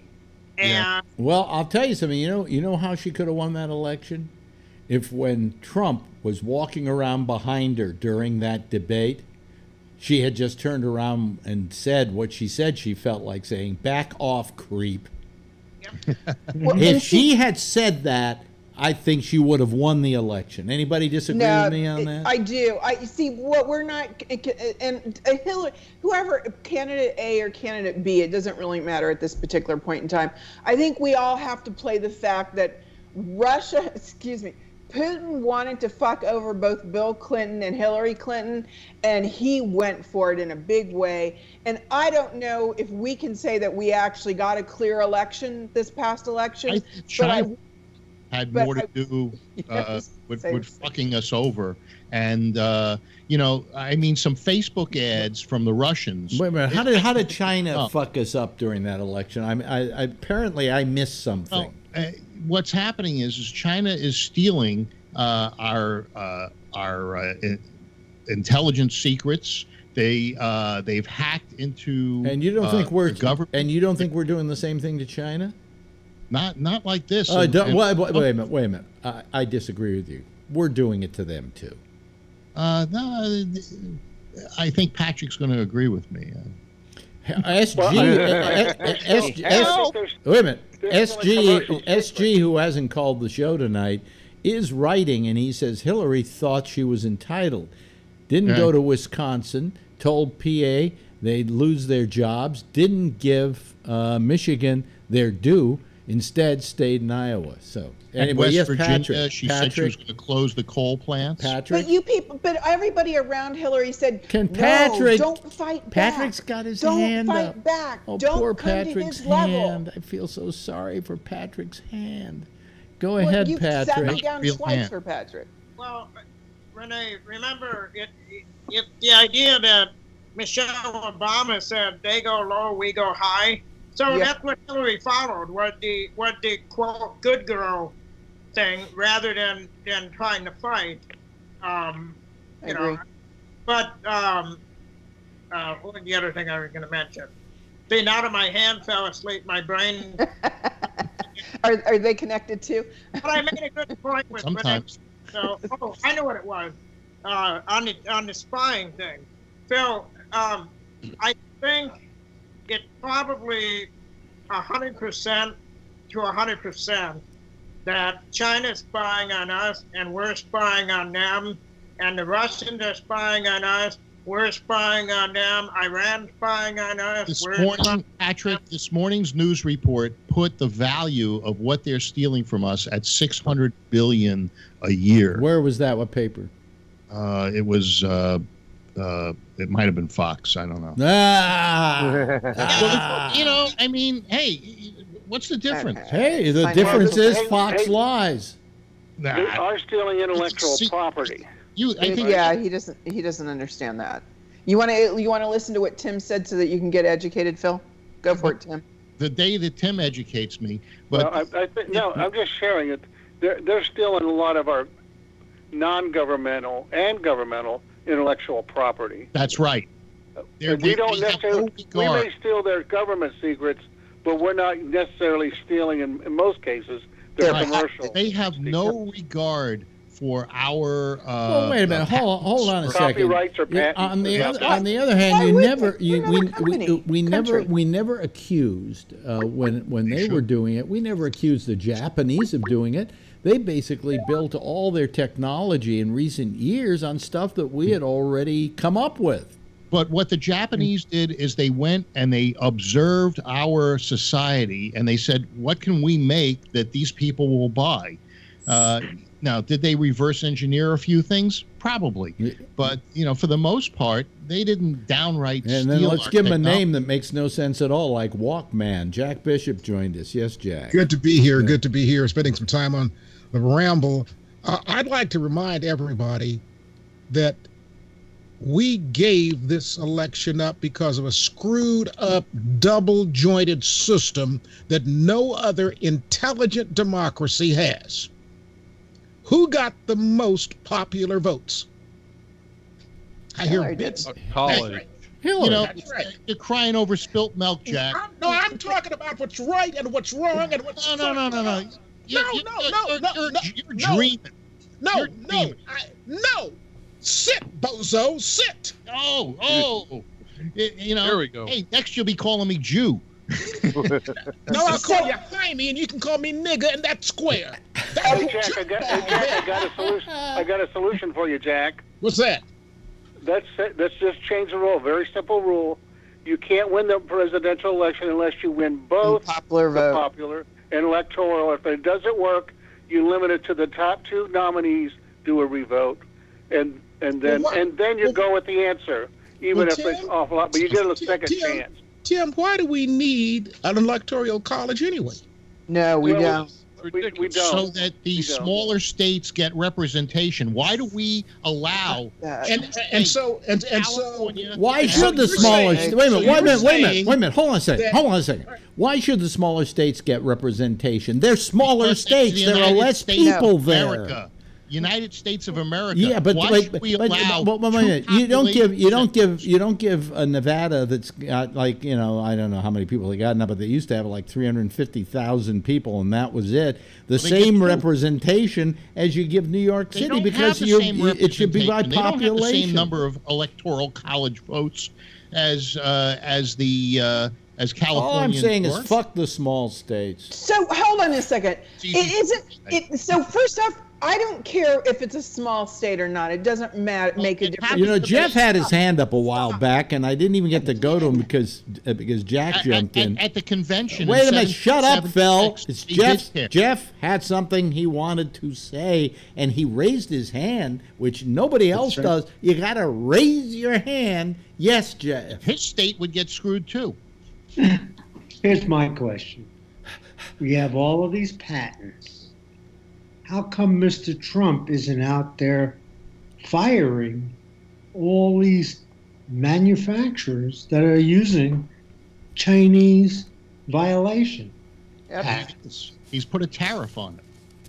It's not a tariff. When you have a situation like that, you throw the product out. You say, get the hell out of the United States. By the way, let me stop there a second. Let me bring this up. It was on my newscast today. It was on my breaking newscast today. Fake newscast. This isn't fake news. A state-owned Chinese construction company, MICC Group, said last Thursday it had formalized plans to develop a theme park in Lido, Indonesia. The Trump Organization has existing licensing agreements for other components of the project to put a Trump name on a golf course, luxury hotel, and residential development for the premises. Then the Chinese, the other day, in order to help save the project, went in and threw in $500 million, precisely at the time that Trump said he was going to help a Chinese company out. Isn't there some? Don't you smell? It's a conspiracy. Yes, it is. He saved 50 Chinese jobs. Make China great again. No, the reason he did it is so that the Chinese would invest the $500 million in the Lido project, Phil. So now we're back to a monuments clause. You know, and what's happened to the fact that the President of the United States shouldn't be doing business? I mean, it wasn't a law. Yeah. It wasn't a law, people. Stop thinking this. You have somebody, just because the people in front of him had morals and values and had an agreement for all of these things, he doesn't have that same alliance. These are not laws. He doesn't have to live by them if they're not laws. So stop thinking he does. He isn't going to. Which means we need to fix this when he's gone. Thank you. It's going to take a lot of fixing. Going to take a lot of fixing. And that was the statement I was trying to make about Phil. You know what? There should be no electoral college because they have representation in the House and the Senate, and that's where the work should be done, in the House and the Senate. They should not have overpowering vote, but it doesn't really matter because we're all at the same point. With Citizens United in play, we're all fucked, and until you all figure that out, we're in trouble. We got to take the big money. We got to stop talking about voters. We got to start talking about. You got to follow the money in the elections too. That's where the big problem is the money. Now that's why I love Tim. He cuts right to the chase. Well, Hillary spent a lot more money than Trump to get elected. It doesn't matter. We have to get rid of Citizens United. We can't have a decent conversation about our elections until we get rid of the people who are pumping money into our system at an enormous amount. Jack has his hand up. A lot of it foreign money. Jack has his hand up. A lot of it foreign. Jack has his hand up. Yes, Jack. If we want honest government, honest elections, we've got to take private money out of it entirely. There should be a central pool that candidates draw from. I say everything from congressional districts on up, because if they're going to be bought, I want them to be bought by the American people. So that means only the standard guys can continue to get reelected. What do you mean? No. What do you mean? How do you figure that? What do you mean? Because with this limited money, you won't be able to get anybody new in there. You know, it's going to be all everybody's on a level playing field. Right. No, everybody's on a level playing field. Look, it's simple, Phil. How do you qualify to get the money? We can figure that out because we're going to get smart guys like you and smart guys like me locked in a room working it out. Well, they've already got it worked out. They get money. They can get money from the commission now. Those rules are in place already. But it's just a matter of getting the soft money and the dark money out of it. If they get enough votes, they get that money, I guess. Well, they have to be nominated. When Anderson Patrick has his hand up. Did Tim just say dark money? I mean, I think my brain's going to fall out of my head. The only person here that has any dark money is Jack Bishop. Yeah, my money is very dark here lately. It's all in Gabnet bucks. There you go. That's vaporware. That's not dark money. Can I write that down? Can I vaporware? I like vaporware. Hey, Jack, it's better than being in the red. So true. Yeah. So the deal is if you want actual one vote, one person, you have to go back to the Supreme Court, get rid of Citizens United, turn around and get rid of the Electoral College, and then you've got one person, one vote. And those are both extremely heavy lifts and that couldn't possibly be done. 48 states that aren't going to vote for that. Yeah, Patrick? States are more important. Patrick? Renee, the Supreme Court can't do shit about the Electoral College. Well, that's probably true, but they can do something about the Supreme Court. I mean, about the Citizens United, because they're the one who put Citizens United in place. Let me join in here and boil this down to what I've always said. One of the reasons I don't know why I go out and vote, especially in New York State, is that my vote doesn't count. Okay? Because if one vote made the difference, then I'd say fine. But one vote can't make the difference. My vote is then distilled down into a handful of votes called our electoral votes in this state. So my vote doesn't count.